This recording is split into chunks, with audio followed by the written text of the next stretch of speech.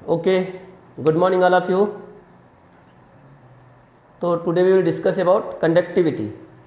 चालकता क्या है ना। तो चालकता का मतलब ये हुआ कि किसी चालक में कितनी तेज़ी से धारा बह रही है ना, और जितनी ज़्यादा धारा बहेगी उसकी चालकता भी क्या होगी, उतनी ही अधिक होगी। और वो किस पर निर्भर करेगी, प्रतिरोध पर। अगर प्रतिरोध का मान कम होगा तो चालकता का मान क्या हो जाएगा, अधिक हो जाएगा, क्योंकि नाम से स्पष्ट है चालकता है ना, मतलब जिसमें धारा तेजी से बहे, आसानी से बह जाए, ठीक है, तो उसकी चालकता क्या कहलाएगी, अधिक कहलाएगी। तो यहाँ पर भी चालकता का मतलब वही है, लेकिन चालकता कब बढ़ेगी, जब प्रतिरोध का मान क्या हो जाएगा, कम हो जाएगा। मतलब रोकने वाले की संख्या क्या हो जाएगी, कम हो जाएगी। अवरोध की संख्या, अवरोध की मात्रा क्या हो जाएगी, कम हो जाएगी। ठीक है, तो चालकता की परिभाषा हो जाएगी आपकी, चालकता बराबर होता है 1 बटे प्रतिरोध। सूत्र के माध्यम से इसकी परिभाषा बनाते हैं। चालकता इज इक्वल टू 1 प्रतिरोध। ठीक है, 1 प्रतिरोध, इसको क्या बोलते हैं बताओ। 1 के अपान में जब लिखा जाता है उसको क्या बोलते हैं, बताइए। 1 के अपान में जब लिखा जाता है उसको क्या कहते हैं, व्युत्क्रमानुपाती तब होता जब यहाँ पे मैं अनुक्रमानुपाती का चिन्ह लगाता। सिर्फ व्युत्क्रम बोलते हैं इसको, क्या बोलते हैं, केवल क्या बोलेंगे, व्युत्क्रम, है ना। जब 1 के रूप में लिखा जाता है तो उसको व्युत्क्रम कहते हैं। जब अनुक्रमानुपाती 1 लिखा जाता है तो उसको क्या कहते हैं, फिर हम व्युत्क्रमानुपाती कहते हैं। ठीक है, तो अभी स्थित क्या लिखा हुआ है, व्युत्क्रम लिखा हुआ है, यानी प्रतिरोध का व्युत्क्रम। अगर प्रतिरोध ऊपर रहता तो उसको हम प्रतिरोध कहते हैं, लेकिन 1 प्रतिरोध लिखा है तो क्या बोलेंगे, उसको प्रतिरोध का व्युत्क्रम कहेंगे। और वो प्रतिरोध का जो व्युत्क्रम है वो किसके बराबर है, किसके बराबर है, चालकता के बराबर है। तो हमारी परिभाषा क्या हो जाएगी, किसी चालक के प्रतिरोध के व्युत्क्रम को, किसी चालक के प्रतिरोध के व्युत्क्रम, है ना। बात समझ में आ रही है। प्रतिरोध सिंपल लिखा हुआ है प्रतिरोध, तो प्रतिरोध कहलाएगा। 1 प्रतिरोध लिखा है, इसका मतलब क्या है, प्रतिरोध का व्युत्क्रम। राइट, क्लियर कि नहीं, है ना। तो ये प्रतिरोध का व्युत्क्रम जो है किसके बराबर लिखा हुआ है, किसके, चालकता के बराबर लिखा हुआ है। तो हम क्या बोलेंगे, किसी चालक की चालकता उसके प्रतिरोध के व्युत्क्रम के बराबर होती है ना। या किसी चालक के प्रतिरोध के व्युत्क्रम को उसकी क्या कहते हैं, चालकता कहते हैं। क्लियर हो गई बात। इसे कैपिटल जी से प्रदर्शित करते हैं। G, capital G is equal to होता है 1/r। और मैंने आपको शुरुआत में बताया कि चालकता का मतलब होता है उसमें कितनी ज़्यादा धारा बह सकती है, उसकी क्षमता होगी, है ना, धारा बहाने की, प्रवाहित कराने की, उसको क्या बोलेंगे, उसकी चालकता कहेंगे। तो धारा ज़्यादा कब बहती है, जब प्रतिरोध का मान क्या हो, बोलिए, जब प्रतिरोध का मान क्या हो, कम हो, तो धारा क्या होगी, ज़्यादा बहेगी। और धारा ज़्यादा बहेगी तो चालकता भी क्या होगी, ज़्यादा होगी। तो जाहिर सी बात है आर का मान कम होगा तो जी का मान क्या होगा, यहाँ पर अधिक हो जाएगा। क्लियर हो गई बात। ओके, मात्रक इसका क्या होगा,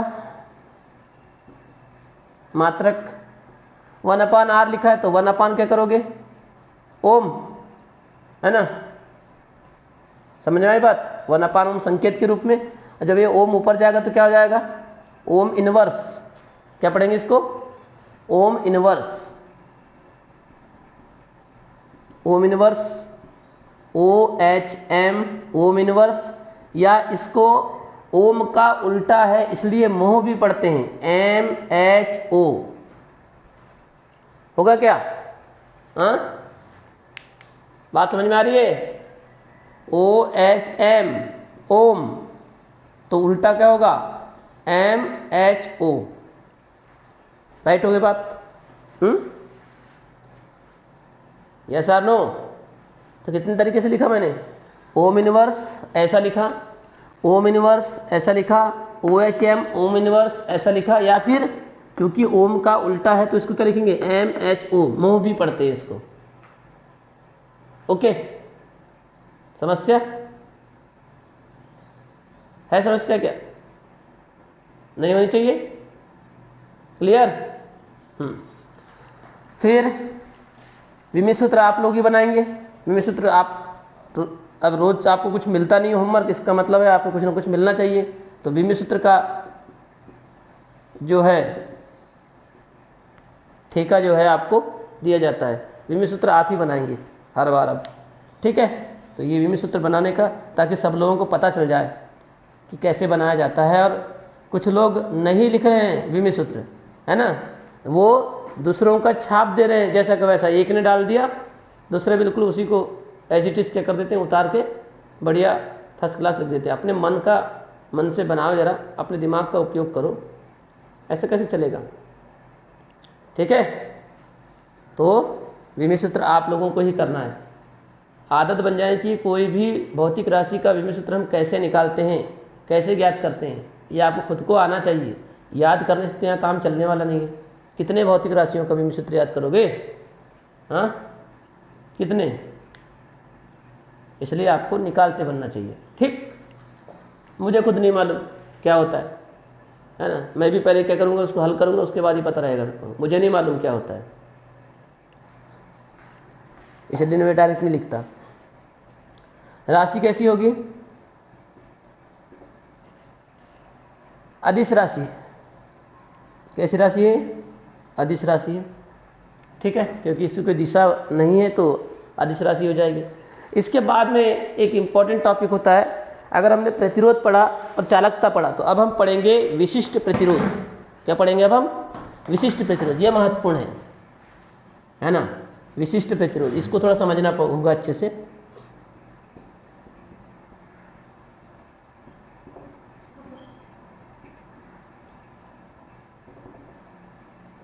विशिष्ट प्रतिरोध या इसी का नाम प्रतिरोधकता है। कंफ्यूजन की स्थिति में नहीं होना चाहिए आप लोगों को, कंफ्यूज नहीं होंगे आप लोग। इसी का नाम क्या है? प्रतिरोधकता। स्पेसिफिक हिट और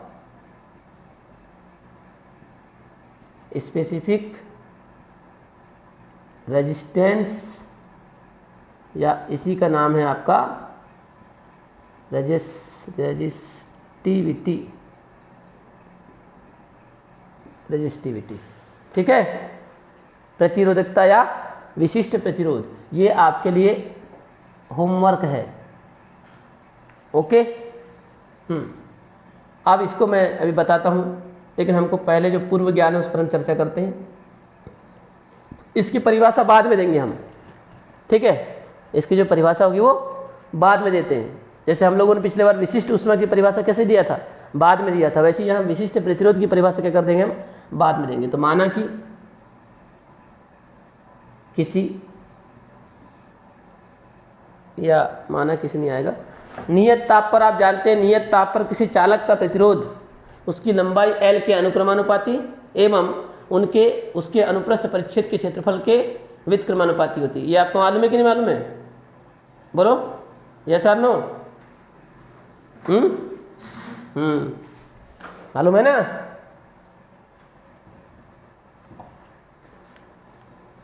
कल ही पढ़े हमने, R is proportional to L और R is proportional to 1/A। पढ़े हो कि नहीं? पहला और दूसरा पॉइंट पढ़े हो?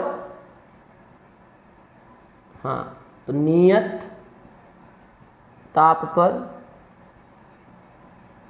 किसी चालक का प्रतिरोध उसकी लंबाई L के अनुक्रमानुपाती एवं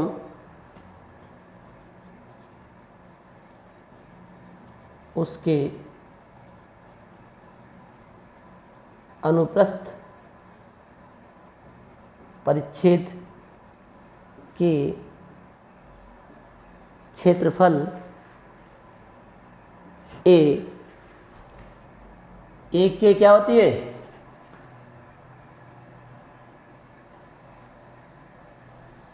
क्या होती है? के अनुप्रस्थ परिच्छेद के क्षेत्रफल ए के व्युत्क्रमानुपाती होती है। एक मिनट, होती है कि होता है? नियत ताप पर किसी चालक का प्रतिरोध उसकी लंबाई L के अनुक्रमानुपाती एवं उसके अनुप्रस्थ परिच्छेद के क्षेत्रफल A के व्युत्क्रमानुपाती होता है। प्रतिरोध है ना, होता है, अर्थात क्या बोल रहे हैं? अब बताइए क्या बोल रहे हैं? R इज प्रोपोर्शनल टू क्या बोल रहे हैं? L। पहली लाइन यही है, क्या लिखा गया? माना नियत ताप पर किसी चालक का प्रतिरोध उसकी लंबाई L के अनुक्रमानुपाती एवं उसके अनुप्रस्थ परिच्छेद के क्षेत्रफल के व्युत्क्रमानुपाती होता है, अर्थात R is proportional to L। पहला लाइन है ना, और दूसरी लाइन क्या होगी? R is proportional to 1/A। ये हो जाएगी आपकी सेकेंड लाइन, राइट?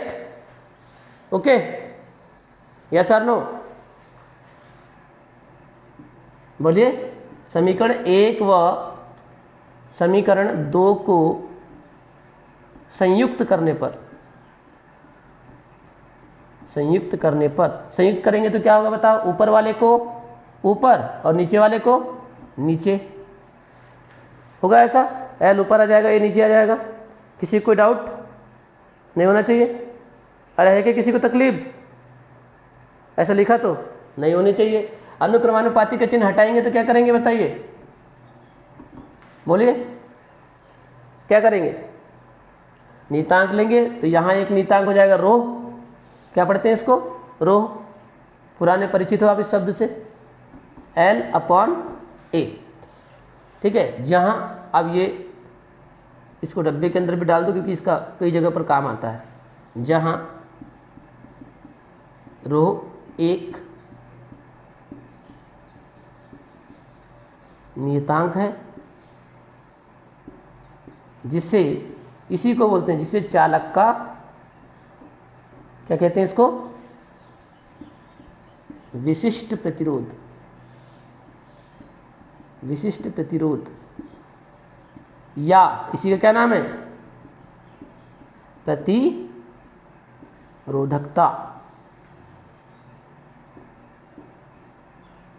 कहते हैं। जहां रो एक नियतांक है जिसे चालक का विशिष्ट प्रतिरोध या प्रतिरोधकता कहते हैं।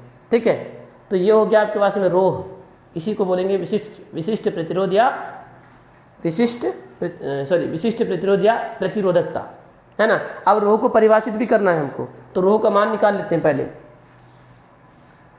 रो का मान निकालेंगे, क्या होगा? इस R के साथ इस A का क्या हो जाएगा? गुणा हो जाएगा, और L कहाँ आ जाएगा? बटे में आ जाएगा। तो रो इज इक्वल टू क्या हो जाएगा बताइए? RA/L होगा, RA/L। Clear?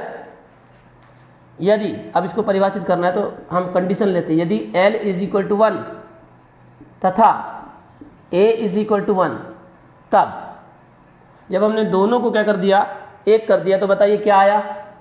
Row is equal to क्या आया बताइए? बोलिए, रो इज इक्वल टू क्या आया? R आया, है ना। इस सूत्र को भी आप याद रख सकते हैं, इस सूत्र को भी आप याद रख सकते हैं। रो का सूत्र क्या होता है, ये भी हमारे काम का है। R के रूप में क्या होता है? R बराबर rho L/A। Rho is equal to क्या होता है? RA/L। ठीक है, और ये जो आपके पास, इसको डब्बे के अंदर नहीं भी डालेंगे तो चलेगा।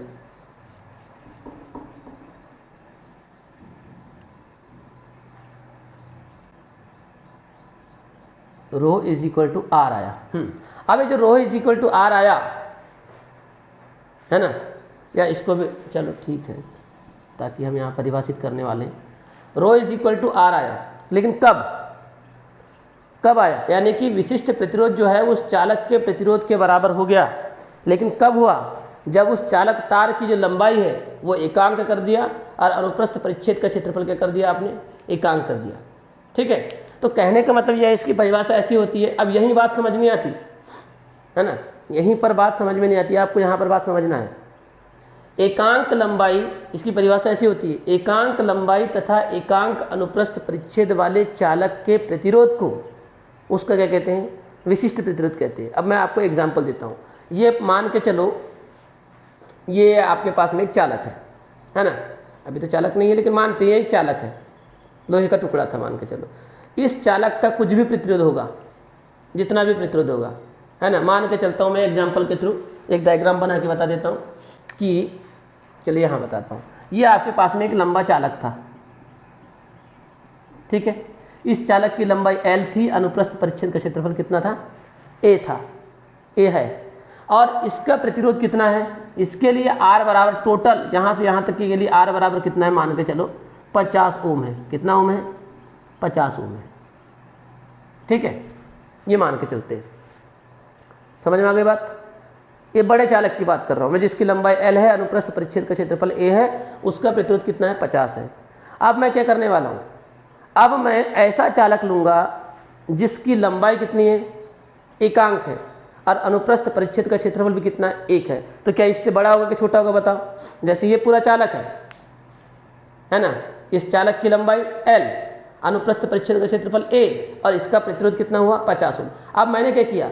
मैं ये बोल रहा हूँ परिभाषा में, एकांक लंबाई तथा एकांक अनुप्रस्थ परिच्छेद वाले चालक के प्रतिरोध को ही उसका विशिष्ट प्रतिरोध कहते हैं। तो हम इसको नहीं बोल सकते 50 को विशिष्ट प्रतिरोध, किसको बोलेंगे? एकांक लंबाई थी, ये पूरी लंबाई l थी, अब मैं एकांक लंबाई ले रहा हूँ, लो ये ले लिया एकांक लंबाई, ठीक है। ये पूरा बड़ा चालक, ये पूरा बड़ा चालक, उसका एकांक लंबाई ये निकाल लिया मैंने, एकांक लंबाई, और एकांक अनुप्रस्थ परिच्छेद वाला ये वाला चालक हो गया। और अब इस छोटे वाले चालक का जितना प्रतिरोध होगा वही क्या कहलाएगा? उस बड़े चालक का विशिष्ट प्रतिरोध कहलाएगा। समझ में आ रही बात? और ये बदलेगा नहीं, ये किसी भी वस्तु के लिए बदलेगा नहीं, ये नियत ही रहेगा। क्यों? क्योंकि आप कितने लंबा चालक ले लो, एकांक अनुप्रस्थ, एकांक लंबाई और एकांक अनुप्रस्थ लोगे तो इतना ही बड़ा टुकड़ा मिलेगा आपको। चाहे आप 10 मीटर लोहे के टुकड़े में से काट लो, है ना, या 2 मीटर लोहे के टुकड़े में से काट लो, ये तो टुकड़ा उतना ही बड़ा होगा। बात समझ में आ रही क्या बोल रहा हूँ?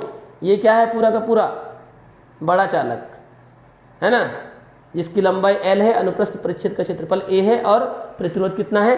50 ओम है। मैंने इसमें से क्या किया? एक टुकड़ा काटा, छोटा सा टुकड़ा काटा, ये लो, एक टुकड़ा काट दिया, ठीक। जिसकी लंबाई कितनी है? l बराबर 1, अनुप्रस्थ परिच्छेद का क्षेत्रफल कितना है? 1। तो अब इस चालक का प्रतिरोध मान के चलो, इस छोटे टुकड़े का प्रतिरोध कितना था? 5 ओम था मान के चलो। तो ये 5 ओम अब क्या कहलाएगा? आपका विशिष्ट प्रतिरोध कहलाएगा। क्लियर हुई बात? यस और नो? बात समझ में आ गई? ये पूरा का पूरा चालक, इसकी लंबाई l, अनुप्रस्थ परिच्छेद का क्षेत्रफल a, और इसका प्रतिरोध ज़्यादा ही होगा क्योंकि तार बड़ा है, तो इसका प्रतिरोध कितना हुआ? 50 हुआ। अब मैं क्या कर रहा हूँ? मेरी परिभाषा क्या है? एकांक लंबाई तथा एकांक अनुप्रस्थ परिच्छेद वाले चालक का प्रतिरोध उसका विशिष्ट प्रतिरोध कहलाता है। तो क्या ये 50 को हम विशिष्ट प्रतिरोध बोलेंगे क्या? नहीं। हम क्या करेंगे? इस बड़े चालक में से एक छोटा सा टुकड़ा लेंगे, एकांक लंबाई, जिसकी लंबाई एकांक हो और अनुप्रस्थ परिच्छेद का क्षेत्रफल कैसा? एकांक हो। जैसे मैंने ये चालक था बड़ा, उसमें से एकांक लंबाई ये ले लिया। अब ये चालक मैंने टुकड़ा ले लिया छोटा सा, जिसकी लंबाई कितनी है? एकांक है, अनुप्रस्थ परिच्छेद का क्षेत्रफल कितना है? एकांक है। अब इस छोटे टुकड़े का जितना भी प्रतिरोध होगा, जैसे कि मैंने बोला इस छोटे टुकड़े का प्रतिरोध कितना है? 5 ओम है। तो वो जो 5 ओम है, वो जो 5 आया है ओम के साथ, वो 5 क्या कहलाएगा? इस चालक का, बड़े चालक का क्या कहलाएगा? प्रतिरोध कहलाएगा। सॉरी, बड़े चालक का क्या कहलाएगा? विशिष्ट प्रतिरोध कहलाएगा। और ये बड़ा चालक कितने ही बड़ा हो जाए उससे कोई फर्क नहीं पड़ता, उसकी लंबाई कितनी हो उससे कोई मतलब नहीं है, उसका अनुप्रस्थ परिच्छेद का क्षेत्रफल उससे कोई मतलब नहीं विशिष्ट प्रतिरोध को। बात समझ में आ रही है? जैसे मैंने आपको पिछले बार उदाहरण दिया था कि आपको मैं बोलूं कि रेत लाइए आप, एक बड़े ढेर से एक मुट्ठी और एक छोटे ढेर से एक मुट्ठी, तो क्या होगा? बड़े ढेर से भी लाओगे एक मुट्ठी तो उतनी रेत आएगी, और छोटे वाले ढेर से भी लाओगे तो क्या होगी? उतनी रेत आएगी। क्यों? क्योंकि आप एक ही मुट्ठी रेत ला रहे हो। आप नदी से उठा के ला लो एक मुट्ठी, कोई फर्क नहीं पड़ने वाला है, एक मुट्ठी तो उतनी ही होगी। बात समझ में आ रही है? वैसे यहां पर भी लंबाई एकांक है और अनुप्रस्थ परिच्छेद का क्षेत्रफल एकांक है, चालक चाहे बड़ा हो या छोटा हो। इसलिए ये न तो ये विशिष्ट प्रतिरोध न तो चालक तार की लंबाई पर निर्भर करता है, न ही अनुप्रस्थ परिच्छेद के क्षेत्रफल निर्भर करता है। क्यों? क्योंकि हमने उनकी लंबाई और उनकी लंबाई और अनुप्रस्थ परिच्छेद को क्या कर दिया है? एकांक कर दिया है। एक मतलब एक, और एक बराबर 2 कभी नहीं होता, एक ही होता है। तो नियत हो गया ना? बात समझ में आ गई? अब बताओ, इतने सारी कहानी बताया तो विशिष्ट विशिष्ट प्रतिरोध समझ में आ गया? समझ में आ गया?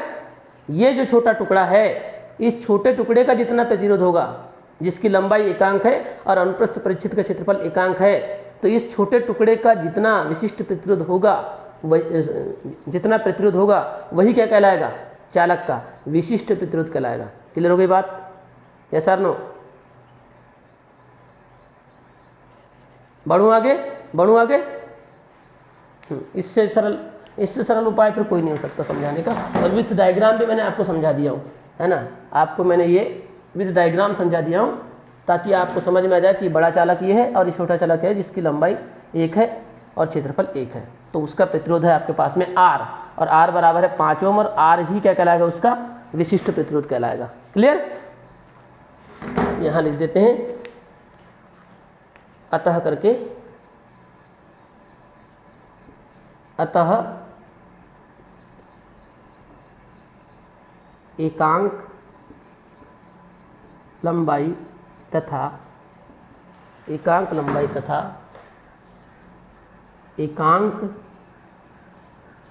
अनुप्रस्थ परिच्छेद, एकांक लंबाई तथा एकांक अनुप्रस्थ परिच्छेद वाले चालक के प्रतिरोध, एकांक लंबाई तथा एकांक अनुप्रस्थ परिच्छेद वाले चालक के प्रतिरोध, ये वाला प्रतिरोध है ना, प्रतिरोध को चालक का विशिष्ट प्रतिरोध कहते हैं। विशिष्ट प्रतिरोध कहते हैं। Yes, clear that? यस और नो? यस। तो हमने परिभाषित कर दिया, एकांक लंबाई तथा एकांक अनुप्रस्थ परिच्छेद वाले चालक के प्रतिरोध को उसका विशिष्ट प्रतिरोध कहते हैं। लाइट गोल हो गई है ना? क्यों, बिजली है क्या? है क्या आपके यहाँ? अरे यहाँ पे नहीं, यहाँ नहीं, ये गर्मी लग रही है यहाँ। चलो ठीक है, इसका मात्रक देखते हैं। तो मात्रक कहाँ से निकालोगे भैया? मात्रक कहाँ से निकालोगे? सूत्र है हमारे पास में, रो इज इक्वल टू, क्या सूत्र निकाले थे आपने अभी? ये देखो, आर ए अपॉन एल दिख रहा है, आर ए अपॉन एल। ठीक है, ये क्या है? इसका सूत्र है, तो इसी से हम क्या करेंगे? मात्रक निकाल लेंगे बहुत आसानी से। आर का, आर मतलब प्रतिरोध, प्रतिरोध का मात्रक क्या होता है? प्रतिरोध का मात्रक ओम, बिल्कुल ओम, ये हो गया ओम। क्षेत्रफल का मात्रक मीटर स्क्वायर, और लंबाई का मात्रक मीटर। तो एल से, अरे सॉरी, लंबाई का मात्रक मीटर लिखा था मैंने, एल लिख दिया। लंबाई का मात्रक मीटर, मीटर से मीटर कट गया 1, तो क्या बचा? ओम मीटर, है ना? हिंदी में लिखते हैं ओम मीटर। तो ये हो गया उसका मात्रक। ठीक है, विमीय सूत्र। अब लाइन से विमीय सूत्र किसको निकालना है? किसको निकालना है? आप ही को उनको निकालना है ना? तो इसका कम से कम आपको निकालते बन जाए चार राशियां होगी, प्रतिरोध, विशिष्ट प्रतिरोध, प्रतिरोध, चालकता, विशिष्ट प्रतिरोध और विशिष्ट चालकता। ये 4 राशियों के विमीय सूत्र और मात्रक आपको कंठस्थ याद होने चाहिए। इनसे आपको विकल्प या खालिस्तान जो भी बनना है बनेंगे, इसलिए आपको मैं मेहनत करा रहा हूँ, है ना? मैं बताऊंगा तो गड़बड़ हो जाएगा। हाँ, नहीं बनेगा तो अलग बात है। अब मेरे हिसाब से इतने सारे लोग हैं, उनको अगर मैं राइट लगाता हूँ तो आप सब समझ जाएंगे कि हाँ इनने सही बनाया है। और वैसे ही आपको भी बनाकर देख लेना है, कम से कम दूसरों की कॉपी तो कर ही सकते हो। विमीय सूत्र, राशि कैसी होगी ये? फिर से एक प्रकार का प्रतिरोध ही है, इसलिए राशि कैसी होगी? ये अदिश राशि होगी। अब आता है जब आपने, अच्छा, विशिष्ट प्रतिरोध को प्रभावित करने वाले कारक भी होते हैं, इसको देखते हैं अब। विशिष्ट प्रतिरोध को प्रभावित करने वाले कारक।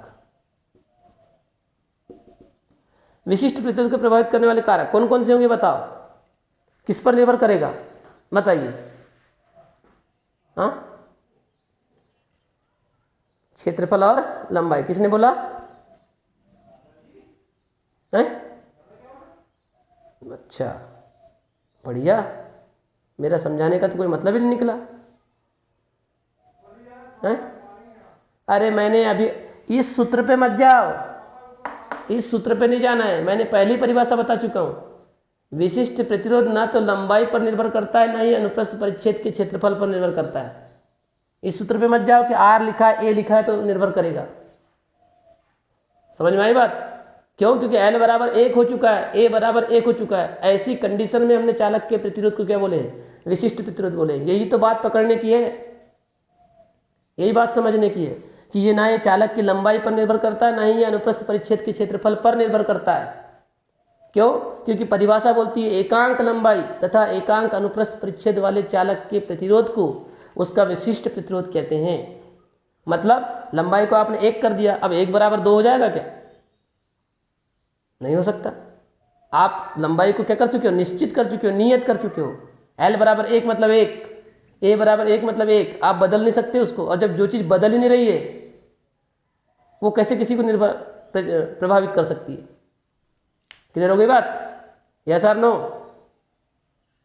जो चीज बदल ही नहीं रही है वो बताइए। जो चीज कल हमने प्रतिरोध को प्रभावित करने वाले कारक देखा था, तो हमने बोला था कि भाई 2 राशि नियत है एम और ई, वो कभी बदलती नहीं है, तो उनने कभी प्रभावित की थी क्या उसको? बताइए, की थी क्या?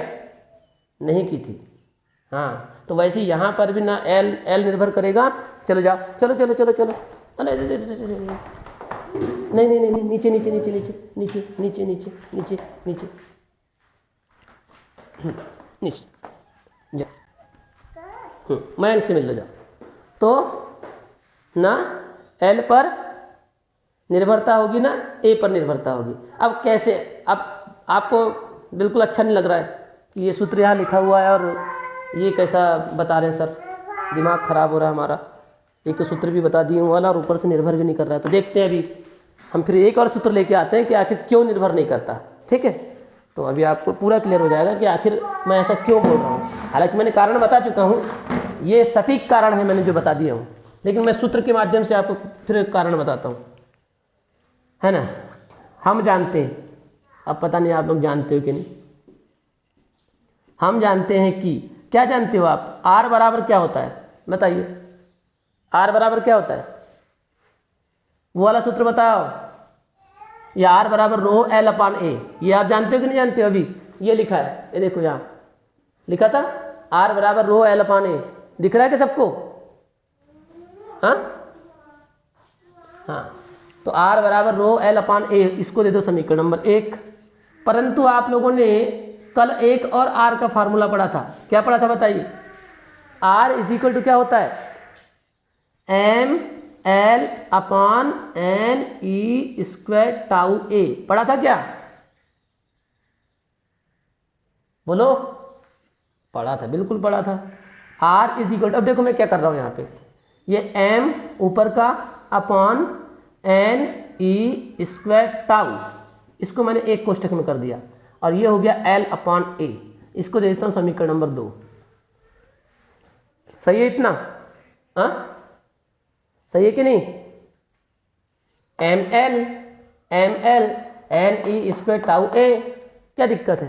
तो मुझे ये बताइए, जब इस तरफ आर है, यहां आर है, यहां आर है, ठीक, यहां एल अपॉन सॉरी यहां एल अपॉन ए है, यहां पर भी एल अपॉन ए है, तो ये जो कोष्टक वाली राशि है वो किसकी इक्वल होनी चाहिए? बोलो। समीकरण नंबर 1 और 2 की तुलना, समीकरण नंबर 1 और 2 की अगर हम तुलना करते हैं तो बताइए, यहाँ आर है, लेफ्ट तो बराबर है, राइट में यहाँ एल अपॉन ए है, यहाँ पर भी एल अपॉन ए है, तो बचा ये वाला भाग। तो ये वाला भाग जो है किसके बराबर होना चाहिए? बोलिए, किसके इक्वल होना चाहिए?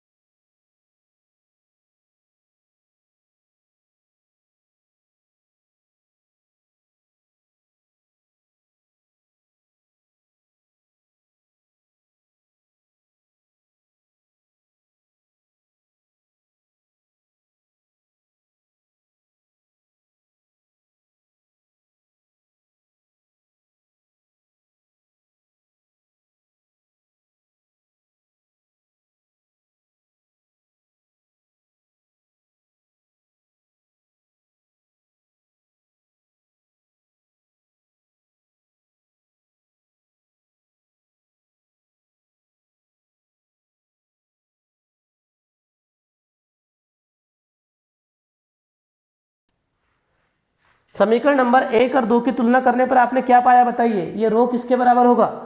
m/n² टाउ के बराबर होगा कि नहीं होगा? तुम बोलोगे तो लिखूंगा, होगा कि नहीं होगा? हाँ, तो अगर होगा तो rho is equal to m/ne² tau. Clear? और आप मुझे इसमें बताइए फिर से, m नियत है, ई भी क्या है? नियत है। तो अब बताइए किस किस पर निर्भर करेगा? यहां दिख रहा है क्या आपको एल और ए? बोलो, एल और ए दिख रहा है क्या? नहीं दिख रहा है ना? समझ में आ गई बात? अब ये मेन फार्मूला आपके पास में निर्भरता वाला, ना आपको यहां पर एल दिखाई दे रहा है ना आपको ए दिखाई दे रहा है, इसलिए विशिष्ट प्रतिरोध ना तो लंबाई पर निर्भर करेगा। पूछता है कई बार, ये क्वेश्चन आता है, विशिष्ट प्रतिरोध, या उसके स्थान पर बोल देगा आपका प्रतिरोधकता निर्भर करती है नंबर 1 चालक की लंबाई पर, नंबर 2 चालक के अनुप्रस्थ परिच्छेद के क्षेत्रफल पर, नंबर 3 पदार्थ की प्रकृति पर, और नंबर 4 इनमें से कोई नहीं। आपका उत्तर क्या होगा? क्या होगा? पदार्थ की प्रकृति पर, है ना? नहीं तो इस सूत्र को देखे हमने, हमको तो ये सूत्र मालूम है, यहाँ एल और ए भी आया था, तो लंबाई पर लगा देते हैं या अनुप्रस्थ परिच्छेद के क्षेत्र पर लगा देते हैं तो गड़बड़ हो जाएगा। ठीक है, आपको पदार्थ की प्रकृति पर लगाना है। तो दो ही निर्भरता वाले कारक हैं हमारे पास में। एक, अब मैं इसको डिस्क्राइब नहीं करूंगा, रो इज प्रोपोर्शनल टू 1/n, मतलब विशिष्ट प्रतिरोध जो है वो एकांक आयतन में उपस्थित इलेक्ट्रॉनों की संख्या के व्युत्क्रमानुपाती होता है ना? अर्थात रो इज प्रोपोर्शनल टू 1/a, और n का मान भिन्न भिन्न पदार्थों के लिए क्या होता है? भिन्न भिन्न होता है, राइट? और दूसरा, रो इज प्रोपोर्शनल टू 1/τ, यानी कि चालक के ताप पर। यहां आएगा पदार्थ की प्रकृति पर वाला लाइन, पदार्थ की प्रकृति पर, और यहां आएगा चालक के ताप पर। और सीधी सी बात है, चालक का ताप बढ़ाने पर उसका प्रतिरोध बढ़ता है, तो विशिष्ट प्रतिरोध भी क्या होगा? बढ़ेगा कि घटेगा? बोलिए। अरे यहां भी तो वही संबंध आया ना जो कल आया था, तो प्रतिरोध बढ़ता था, तो यहां पर भी विशिष्ट प्रतिरोध भी क्या होगा? बढ़ेगा, है ना? बढ़ेगा। ठीक है, तो चालक का ताप बढ़ाने पर प्रतिरोध भी बढ़ता है, विशिष्ट प्रतिरोध भी बढ़ता है। ठीक है, तो ये हो गया आपको प्रतिरोध को विशिष्ट प्रतिरोध को प्रभावित करने वाले कारक। अब देखते हैं हम, जब हमने प्रतिरोध पढ़ा तो हमने चालकता पढ़ा, जब हमने विशिष्ट प्रतिरोध पढ़ा तो हम क्या करेंगे? अब विशिष्ट चालकता भी पढ़ेंगे। क्या पढ़ेंगे? विशिष्ट चालकता, विशिष्ट चालकता, specific conductivity, specific conductivity, specific conductivity, है ना? विशिष्ट चालकता। तो हमने चालकता की परिभाषा क्या पढ़ी थी? प्रतिरोध के व्युत्क्रम को चालकता कहते हैं। तो यहां क्या हो जाएगा? विशिष्ट प्रतिरोध के व्युत्क्रम को विशिष्ट चालकता कहते हैं। कितनी आसान है परिभाषा। वहां क्या पढ़े? चालकता। प्रतिरोध के व्युत्क्रम को चालकता कहते हैं। यहां क्या पढ़ेंगे? विशिष्ट प्रतिरोध के व्युत्क्रम को विशिष्ट चालकता कहते हैं। विशिष्ट चालकता इज इक्वल टू 1/, विशिष्ट प्रतिरोध। तो परिभाषा आपकी क्या हो जाएगी? विशिष्ट प्रतिरोध के व्युत्क्रम को विशिष्ट चालकता कहते हैं। इसे सिग्मा से प्रदर्शित करते हैं। किससे प्रदर्शित करते हैं इसको? सिग्मा से। तो सिग्मा इज इक्वल टू 1/, क्या हो जाएगा? विशिष्ट प्रतिरोध। और विशिष्ट प्रतिरोध को किससे प्रदर्शित करते हो आप? रो से। तो सिग्मा इज इक्वल टू कितना हो जाएगा? बोलिए। 1/ρ हो जाएगा, राइट? हाँ। मात्रक, मात्रक क्या होगा?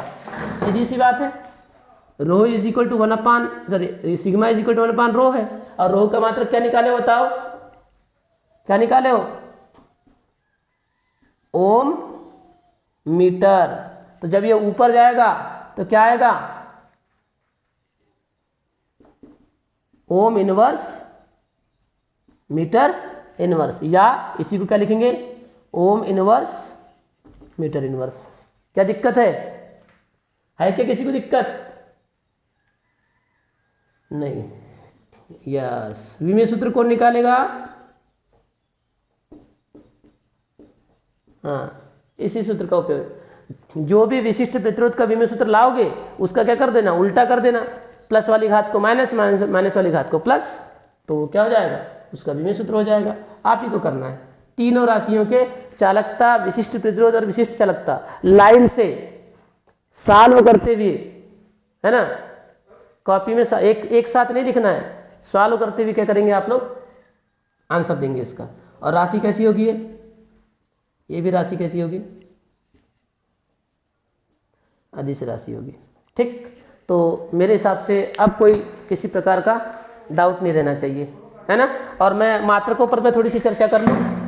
चालकता का मात्रक, प्रतिरोध का मात्रक ओम, चालकता का मात्रक ओम इनवर्स, विशिष्ट प्रतिरोध का मात्रक ओम मीटर, विशिष्ट चालकता का मात्रक ओम इनवर्स मीटर इनवर्स। कितना आसान है, हमने लाइन से पढ़े, प्रतिरोध चालकता, विशिष्ट प्रतिरोध विशिष्ट चालकता, तो मात्रक भी उसके इसी प्रकार से याद कर लो। प्रतिरोध का ओम, चालकता का ओम इनवर्स, विशिष्ट प्रतिरोध का ओम मीटर, चालकता का, विशिष्ट चालकता का ओम इनवर्स मीटर इनवर्स। याद हो गया? लिख कर देख लो एक बार, क्यों नहीं याद हो जाएगा। चलो स्क्रीनशॉट लो इसका, एक minute.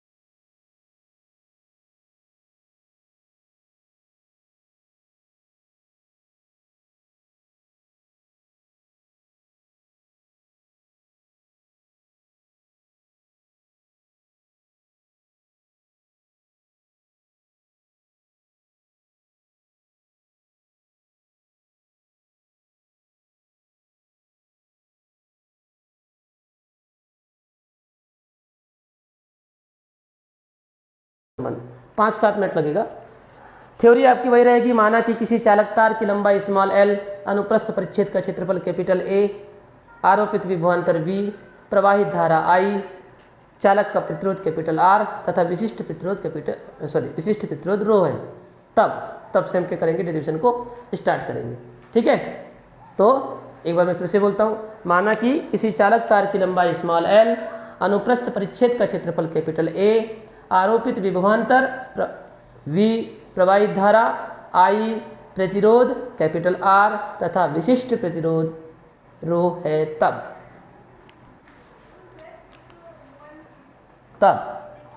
R is equal to क्या पढ़े आपने, बताओ अभी, रो L अपॉन ए पढ़ा था कि नहीं? समीकरण नंबर 1 तथा फिर आपने R बराबर क्या होता, एक मिनट, अब क्या करेंगे, ओम के नियम से, ओम के नियम से क्या होता है, V इज इक्वल टू क्या होता है, V is equal to R I, है ना। तो R इज इक्वल टू कितना आएगा, V अपॉन आई। ठीक है, 2-3 मिनट लगेगा। आर इज इक्वल टू कितना आ जाएगा, V upon I. Equation number कितना दे देंगे इसको, सेकेंड। बहुत ही ज़्यादा सरल है। अभी तुम ये बोलोगे क्यों बता दिए सर, हम बता देते खुद ही, है ना, इतना सरल है। देखो आर बराबर rho L upon A, equation number first. Ohm के नियम से V is equal to R I, तो R is equal to V upon I, equation number second. समीकरण नंबर 1 और 2 को देखो जरा ध्यान से, क्या दिखा, हाँ अरे क्या दिखा भाई, लेफ्ट बराबर तो राइट क्या हो जाएंगे, बराबर हो जाएंगे। ओके, तो rho L upon A is equal to क्या आया, वी अपान आई, राइट बराबर हो गए, है ना। चलो ये रो को जैसा का वैसा रखो, ये देखो इसका तिरक गुणा करो तो ये वी अपान आई तो जैसा का वैसा रहेगा। अभी ए ऊपर जाएगा इधर और एल कहाँ आएगा, नीचे आएगा। यहां तक कोई समस्या है क्या, नहीं है। और जब समस्या नहीं है तो फिर आगे बढ़ते हैं। अगर ऐसा हो गया, अब देखो मैं क्या करने वाला हूं, यहां किसी को समस्या नहीं होनी चाहिए। मुझे बताइए मैं इसको ऐसा लिख सकता हूं क्या, v अपान एल अपान आई अपान ए। अब किसी न किसी को तकलीफ जरूरी हुई होगी, है ना। अब कैसे तकलीफ को सॉल्व करते हैं, देखो आखिर इसका मतलब यही है। देखो इसको मैं हल कर रहा हूं, कैसे हल कर रहा हूं, देखो v अपान एल, यानी v के बटे मैंने l ला लिया। माइक बंद करो पहले तो। v के बटे में मैंने l ला लिया और i के बटे में मैंने a ला लिया। अब कैसे आया, तो इसको हल करते हैं, देखते हैं यही आता है कि नहीं। माइक बंद करने बोला हूं मैंने, तो v अपान एल को जैसा का वैसा लिखिए, इनटू, अब बताइए a ऊपर जाएगा कि नीचे रहेगा, ऊपर जाएगा, तो ये ऊपर चला गया, ठीक है, और i नीचे का नीचे रह गया। तो अब मुझे बताइए ये वही है कि नहीं, देखो v अपान आई, ये देखो v और ये i इनटू, ये देखो ये a और ये क्या है l, यही है क्या,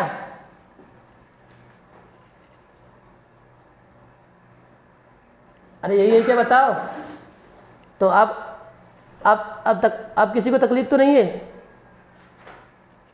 बोलिए, नहीं होनी चाहिए ना, अब समझ गए। हाँ, तो तकलीफ नहीं होनी चाहिए, तो बिल्कुल अब कोई ज़्यादा बात ही नहीं है। अब इसको अब मिटा देता हूं मैं, मिटा दूं इसको, मिटा दूं ना, यानी इसको ऐसा लिखा जा सकता है बहुत आसानी से, ठीक, कि rho is equal to V upon I into A upon L को v के बट्टे में l लिखा जा सकता है और i के बट्टे में a लिखा जा सकता है। इस तरह से लिखा जा सकता है। इसको दे देते हैं समीकरण नंबर 3। परंतु बताइए जो v अपन एल होता है ये क्या होता है, बताइए, ये e होता है। याद करो ओम का नियम में पहले वाला समीकरण आया था, विभवांतर बराबर तीव्रता गुणित विस्थापन से निकाले थे आपने, तीव्रता बराबर विभवांतर बटे लंबाई, यानी v अपन एल। ये देखे हो कि नहीं देखे हो इसको कभी, हाँ, अरे देखे हो कि नहीं, v अपन एल बराबर e आया था, हाँ, तथा और ये क्या है, i अपान a, ये क्या है, j है, ये क्या नाम है इसका, क्या नाम है इसका, j, धारा घनत्व, j तो नाम है ही, धारा घनत्व, क्या नाम है इसका, धारा घनत्व। एकांक क्षेत्रफल से बहने वाली धारा को धारा घनत्व कहते हैं। बस ये v अपन एल और i अपन a, इन दोनों के मान यहां पर रख दो समीकरण नंबर 3, 4 और 5 से। समीकरण 3, समीकरण 4 व समीकरण 5 से मान रखिए। Rho is equal to v upon L का मान कितना आया, e आ गया। i अपन j का मान कितना आ गया, सॉरी i अपन a का मान कितना आ गया, j आ गया, बिल्कुल रख दिया। अब इस j को यहां लाओ, रो को यहां लाओ, ये j हो गया और ये e अपॉन क्या आ गया, रो आ गया। कोई तकलीफ यहां है क्या, j को यहां लेके आए, रो को यहां लेके आए। हाँ, अब मुझे बताइए, परंतु ये 1 अपान रो बराबर क्या होता है, सिग्मा होता है। तो ये जो 1 अपान रो है वो क्या हो जाएगा, सिग्मा हो जाएगा। क्लियर, तो क्या आएगा, इसलिए जे इज इक्वल टू 1/रो क्या हो गया सिग्मा, 1/रो क्या हो गया सिग्मा, क्या बोलते हैं सिग्मा विशिष्ट चालकता है, और इनटू में क्या आ गया ई, ये आ गया आपके पास में विशिष्ट चालकता व धारा घनत्व। ये हो गई विशिष्ट चालकता और ये हो गई धारा घनत्व। मतलब धारा घनत्व इज इक्वल टू विशिष्ट चालकता गुणित तीव्रता, यानी कि विद्युत क्षेत्र की तीव्रता। बस ये आपका धारा घनत्व और विशिष्ट चालकता में क्या हो गया संबंध हो गया। समझ में आ गया सबके? बिल्कुल सिंपल है। आर ओम का नियम दोनों को बराबर कर दिया, यहाँ थोड़ा सा आपने सेट कर दिया, V/L E I/A J दोनों को पुट कर दिया, और 1/रो is equal to sigma, J is equal to sigma into E. बस